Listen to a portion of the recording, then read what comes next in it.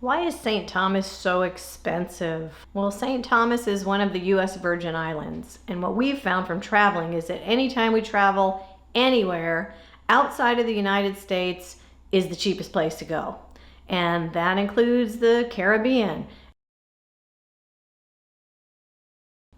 As much as we're planning on buying a place in the Caribbean and have been there obviously to look for property, it is a U.S. territory, so it's pretty expensive. Yes, you don't pay state tax and there's no sales tax, so that's really good.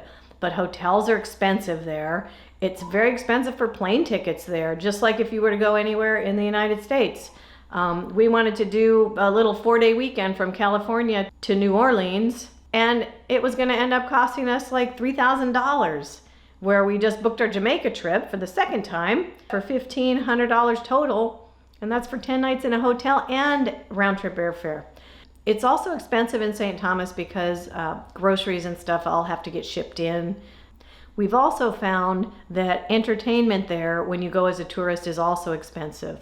You know, the boat trips and stuff are running like $200 on average for like a 2-hour cruise. And I told you before, actually all of the Caribbean islands we went to before, we got little boat cruises and sunset cruises and all the other cruises to different destinations for like $40 per person, not $200. It really makes for a very expensive trip. Airfare is very expensive too. Now, right now during COVID, you can catch some really inexpensive flights, but then, you know, you're restricted with everything that you can do, just like anywhere else. But airfare can be up to $800 round trip, and that's kind of a ridiculous price when for $740 we got Jamaica for the whole trip. And it's kind of like, you know, how badly do you want to go there? Hotels are kind of expensive there too. There aren't many hotel chains left there. There weren't to begin with. Mostly it's like Airbnb, or you can go to the condominiums that people own and they're hooked up to a hotel group, you know, that rents them out when the owners aren't in them. And that's fine too, because then you have a kitchen and you can cook and don't have to go out for all your meals. They also have a big box store like Costco. I think it's called Cost You Less. And anyone can go, you don't need a membership, and food is very, very inexpensive there. So you can buy everything, and liquor too. Liquor is really the cheapest thing on the island.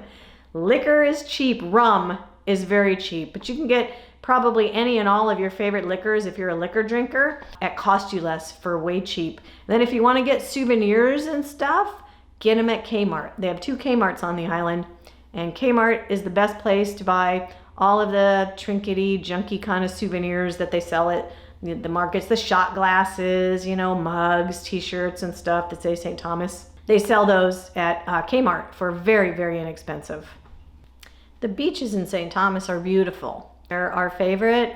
If you saw my video on buying property in St. Thomas, our favorite beach there is Secret Harbor. It's super calm, which I love. Clear, beautiful water. And of course, in St. Thomas, the average air temperature and water temperature is 82 degrees. So you've always got warm water and warm weather there. Overall, obviously, if I'm willing to buy a place there, it's a beautiful place. It does have its benefits of being a U.S. territory, so you have that kind of protection. Your insurance, if you have private insurance, will work there.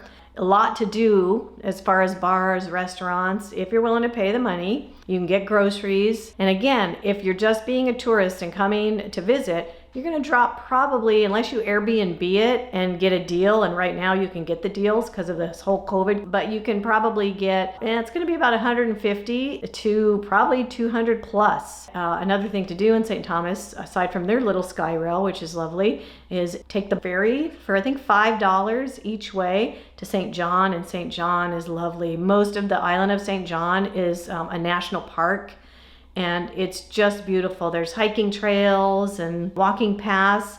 Now there are your gorgeous beaches as well. I didn't mention the ones on St. John are phenomenal and spectacular.